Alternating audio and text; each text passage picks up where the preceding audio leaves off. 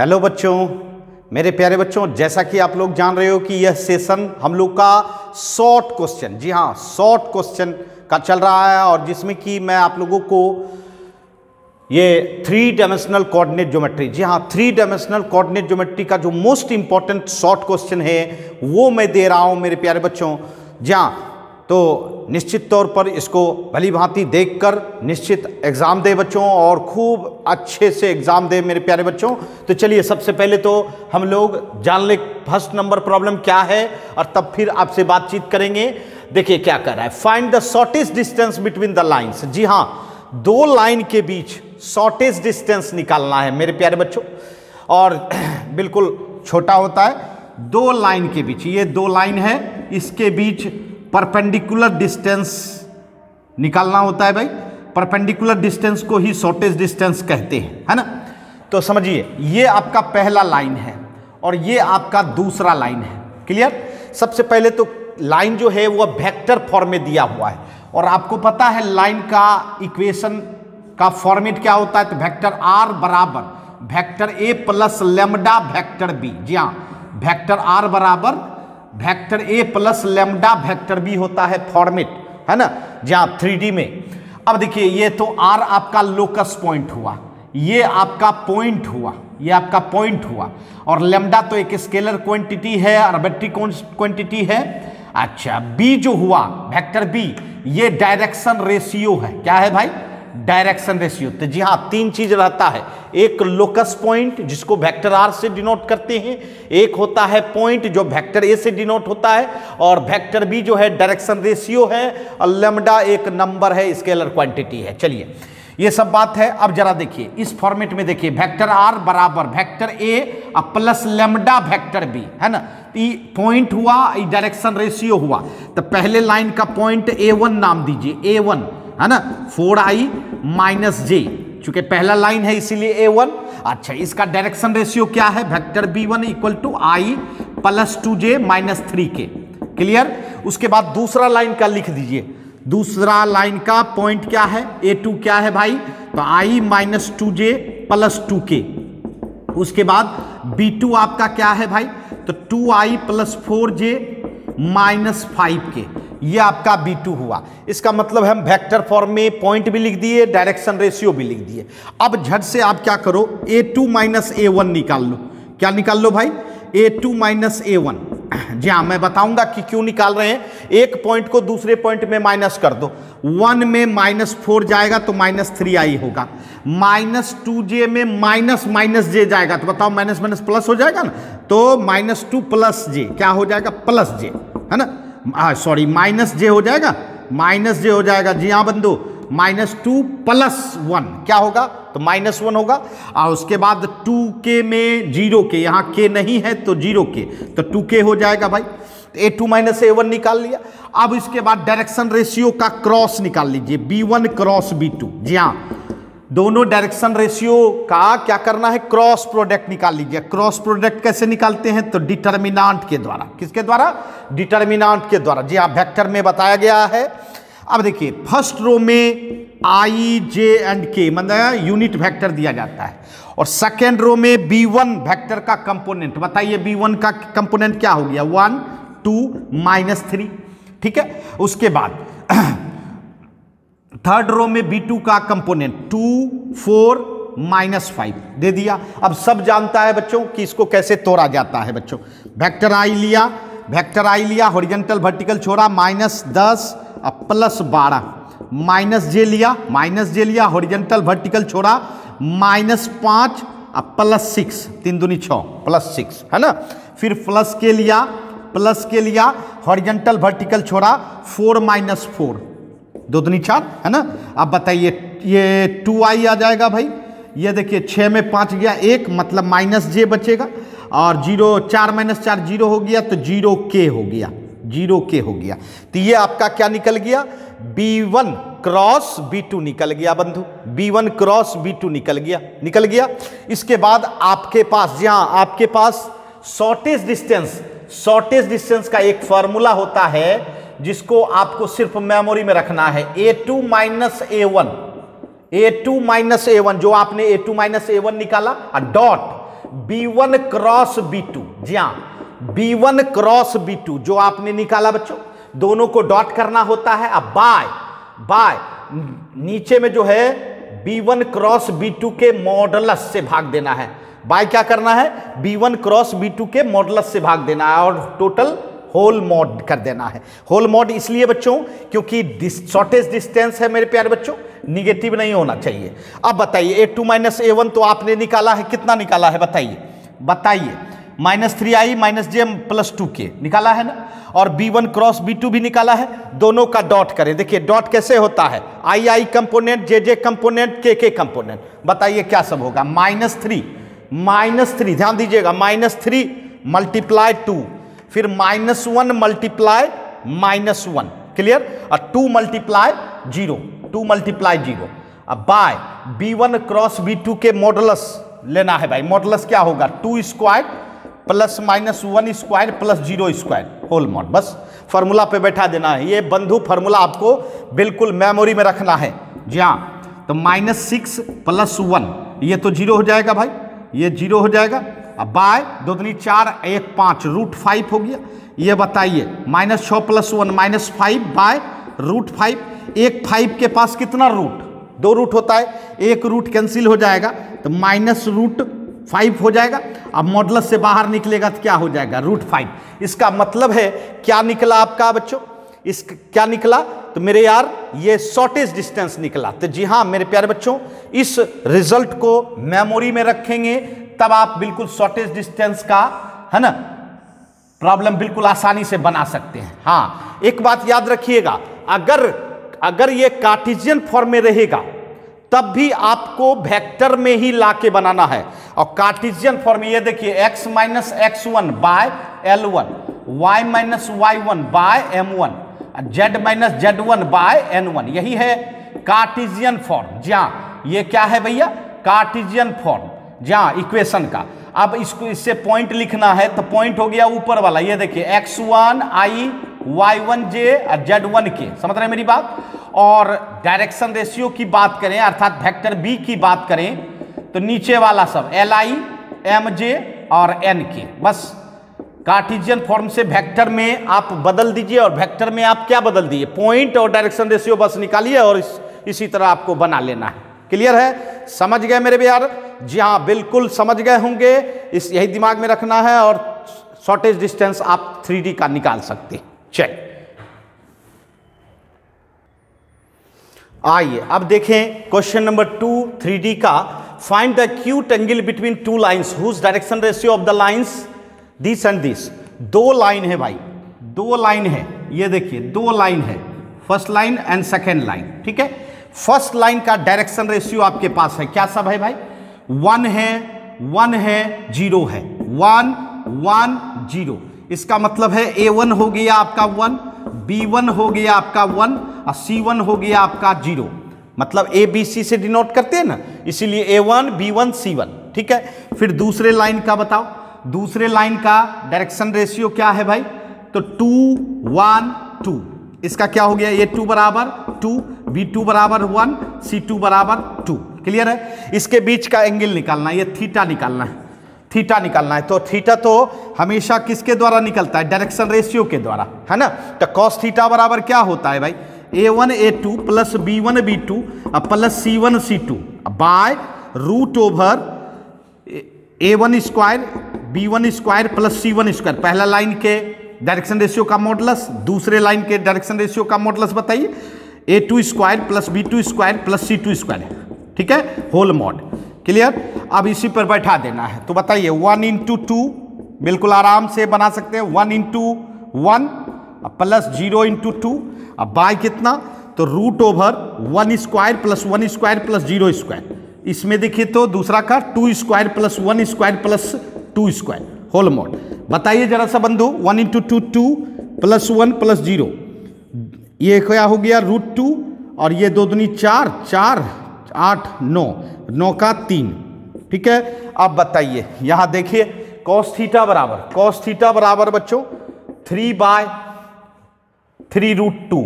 अब बताइए 3 3 तो आपका कैंसिल, cos थीटा बराबर मॉड से बाहर करोगे 1/√2, 1/√2। बताइए कितने डिग्री पर, 45 डिग्री पर, π/4 पर। कॉस में 1/√2 कितने डिग्री पर होता है? तो π/4 पर। समझ गए? तो इस तरह से दो लाइन का एंगल निकालते हैं। मेरे प्यारे बच्चों याद रखिएगा, ये फॉर्मूला स्ट्रेट लाइन में भी लगता है भाई, दो स्ट्रेट लाइन के बीच, दो प्लेन के बीच भी यही लगता है। जी हाँ, इसलिए यह फॉर्मूला नहीं बदलता है। और वेक्टर फॉर्म में अगर रहेगा आपके पास तो बस इतना सा करना है, vector b1 dot vector b2 bye mod of b1 mod of b2। जी हाँ, अर्थात डायरेक्शन रेशियो ही लेना है, होल मॉड। ठीक है, ये फॉर्मूला लगता है बच्चों वेक्टर फॉर्म में, और कार्टेशियन फॉर्म में ये आपका क्लियर है, समझ गए? चलिए नोट कर ले।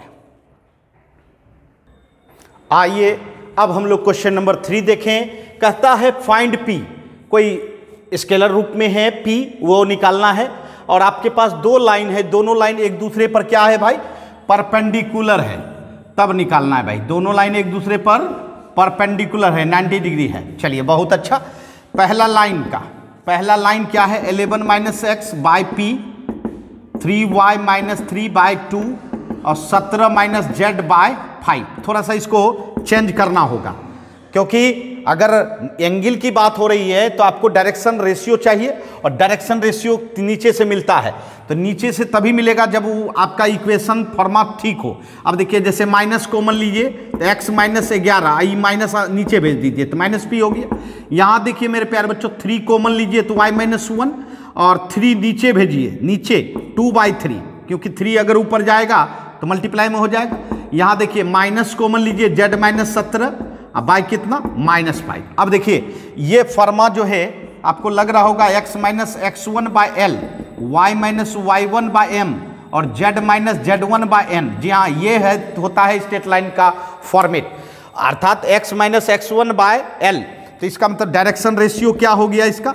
-p 2/3 -5 हो गया बच्चों। उसके बाद दूसरा लाइन है आपका x - 22 बटे कितना? 3p।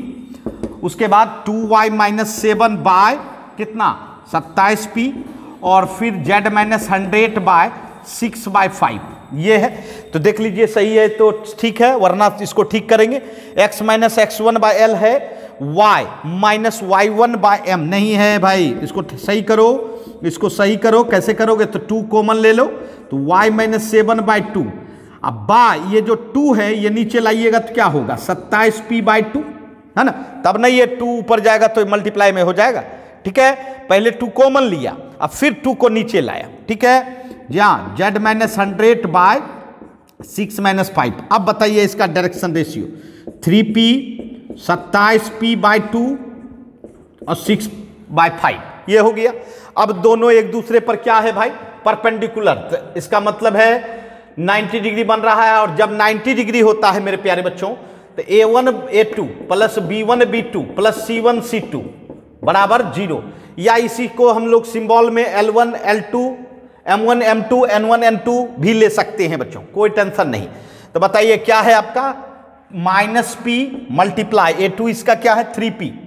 चलिए b1 देखिए तो 2/3, b2 देखिए तो देखिए यहाँ 27p/2 27p/2। फिर चलिए c1 देखिए, बताइए -5 है भाई, मल्टीप्लाई करना है 6/5 इक्वल टू 0। क्लियर? अब ऑपरेशन कर दो, -3p², ये तो 3 - 27 और 2 - 2 कैंसिल, 5 कैंसिल। बताइए ये क्या हो जाएगा? 9p - 6 बराबर 0। ये देखिए -3 कॉमन ले लीजिए, p² -3p प्लस कितना? 2 बराबर 0। p² - 3p plus 2 equal to 0। बच्चों इसको फैक्टर करेंगे, p² -2p -p plus 2 equal to 0। p common ले लो, p -2 -1 कॉमन ले लो, p -2 equal to 0, p -2 p -1 equal to 0। इसका मतलब है p का मान क्या सब निकला? 2 और 1। इसका मान क्या निकला? 2 और 1। तो जी हाँ, जब भी कोई भी दो लाइन परपेंडिकुलर होता है तो उसका a1 a2 plus b1 b2 plus c1 c2 बराबर 0 होता है। या ये भी कह सकते हो कि L1 L2 plus M1 M2 plus N1 N2 बराबर 0 होता है। ठीक है जी हाँ बच्चों, जब भी परपेंडिकुलर हो। और अगर ये पैरेलल होता तो रेशियो होता L1/L2 बराबर M1/M2 बराबर N1/N2 होता मेरे यार। तो यहां तो परपेंडिकुलर था मेरे यार, है ना। परपेंडिकुलर में प्रोडक्ट का सम कितना होता है? 0 होता है। क्लियर हो गया? चलिए नोट कर ले। आइए 3 डायमेंशनल कोऑर्डिनेट ज्योमेट्री का चौथा क्वेश्चन भाई। Find the acute angle between the lines plane, sorry between the plane. देखिए मैंने कहा था ना, दो लाइन के बीच एंगल कहे, दो प्लेन के बीच एंगल कहे, सब में एक ही रिजल्ट यूज होता है। बस यहां ध्यान देना है। देखिए जैसे पहला लाइन है 2x - y + z = 0, ठीक। इसके नॉर्मल का डायरेक्शन रेशियो पता लगा लो, नॉर्मल का। तो नॉर्मल का मेरे प्यारे बच्चों प्लेन के ही इक्वेशन में छुपा हुआ रहता है। किस में छुपा हुआ रहता है? प्लेन के इक्वेशन में। बताओ, ये जो देख रहे हो 2 कोफिशिएंट 2 - 1 1, ये आपका डायरेक्शन रेशियो हो गया पहले प्लेन के नॉर्मल का। ये देखिए क्या आया, 2 - 1 1, मतलब A1 हो गया 2, B1 हो गया -1, C1 हो गया 1। क्लियर? उसके बाद दूसरा प्लेन क्या है भाई? दूसरा प्लेन x + y + 2z -14 = 0, ठीक।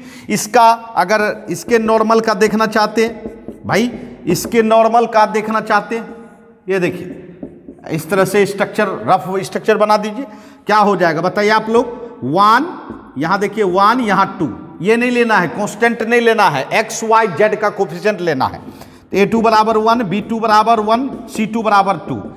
अब सोच रहे होंगे कि सर आपने नॉर्मल का डायरेक्शन रेशियो निकाला। जी हां मेरे प्यारे बच्चों, प्लेन के बीच का एंगल वही लिया जाता है जो नॉर्मल के बीच का एंगल लिया जाता है। और नॉर्मल तो एक स्ट्रेट लाइन है ना, नॉर्मल क्या है? एक स्ट्रेट लाइन है, और स्ट्रेट लाइन के बीच का एंगल तो हम लोग निकाले थे। तो जी हाँ बच्चों, वही फॉर्मूला यूज करना है। cos θ = A1 A2 + B1 B2 + C1 C2 bye √A1² + B1² + C1² √A2² + B2² + C2²। जी हाँ, ये होल मॉड, यही फॉर्मूला है आपका एक ही। अब इसी पर बनाना है तो आपको मल्टीप्लाई करो भाई, मल्टीप्लाई करो 2 × 1 प्लस -1 × 1 और 1 × 2, अब बाय कितना? √। ये हो गया 2 दूनी 4, -1 पर स्क्वायर 1 1 √। इसका क्या हो जाएगा बंधु? इसका क्या हो जाएगा? 1 पर स्क्वायर 1 1 4 होल मॉड। अब बताइए क्या होगा? 2 - 1 + 2, 4 2 6 √6, ये भी √6, ठीक है। बताइए cos θ बराबर ये कितना? देखिए तो 2 2 4, 4 में 1 गया 3 बाय, यहां देखिए √6 6 हो जाएगा, 3 दूनी 6। इसका मतलब cos θ बराबर क्या हो गया? 1/2। क्या डिग्री पर? 60 डिग्री पर, जिसको कि क्या कहते हैं? π/3। रेडियन में क्या कहोगे? π/3। तो देखिए, देखा आपने, स्ट्रेट लाइन में भी वही एंगल निकालने का रिजल्ट था और प्लेन में भी वही रिजल्ट है बच्चों, है ना। तो समझ गए? चलिए नोट कर ले बच्चों। आइए जी हाँ, 3D का 5वां नंबर क्वेश्चन है बच्चों। कहता है प्रूफ कीजिए कि line joining this and this, 2 point है भाई। एक पॉइंट है 4 7 8 और दूसरा पॉइंट है 2 3 4। 2 पॉइंट से लाइन ज्वाइनिंग खींचेंगे तो ये रेखाखंड होता है भाई। उसके बाद ये पैरेलल है दूसरे लाइन ज्वाइनिंग के। जी हाँ, 2 4 10 और -2 -4 2, अर्थात ये दिखाना है कि AB लाइन पैरेलल है किसके? CD के। तो जी हाँ, पैरेलल दिखाओ, परपेंडिकुलर दिखाओ, तो यह सब क्रियाक्रम किसके द्वारा होता है? डायरेक्शन रेशियो या डायरेक्शन कोसाइन के द्वारा। तो बच्चों 2 पॉइंट है तो डायरेक्शन रेशियो आप बिल्कुल आसानी से निकाल सकते हैं। अब देखिए AB लाइन का डायरेक्शन रेशियो A1, इसका डायरेक्शन रेशियो सिंबल दे A1 B1 C1, और इसका क्या? A2 B2 C2, ठीक है। अब बताओ A1 निकालना है तो x कोऑर्डिनेट का डिफरेंस कर दो, 2 - 4 कितना होगा भाई? -2 होगा। फिर B1 बताओ, 3 - 7 -4, C1 बताओ 4 - 8 -4। घबराने की बात नहीं है कि सर आप x2 - x1 कर रहे हो, ये आपकी मर्जी है।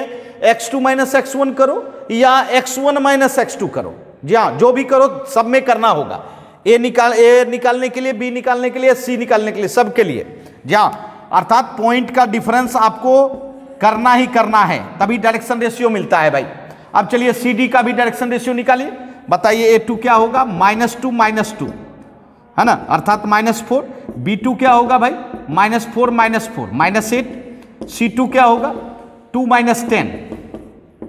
समझ रहे हो मेरी बात? जी हाँ, हमेशा याद रखना, ये बहुत जरूरी है, आपको हर जगह यूज होगा डायरेक्ट 3D में। ये देखो, ये आपका 2 पॉइंट हो और इस लाइन ज्वाइनिंग का आपको डायरेक्शन रेशियो चाहिए, तो बस x2 - x1 निकालिए तो A निकलेगा, या x1 - x2 दोनों में निकलेगा बच्चों। जी हाँ, ये आपकी मर्जी है।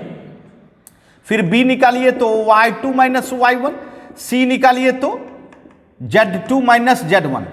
ठीक है, मतलब पॉइंट के डिफरेंस को ही डायरेक्शन रेशियो कहा जाता है, याद रखना है। जी हाँ, और डायरेक्शन रेशियो में क्या होता है, स्क्वायर का सम 1 के बराबर नहीं होता है, और डायरेक्शन कोसाइन में क्या होता है, स्क्वायर का सम जो है 1 के बराबर होता है। ये आपका डायरेक्शन रेशियो है बंधु, डायरेक्शन रेशियो।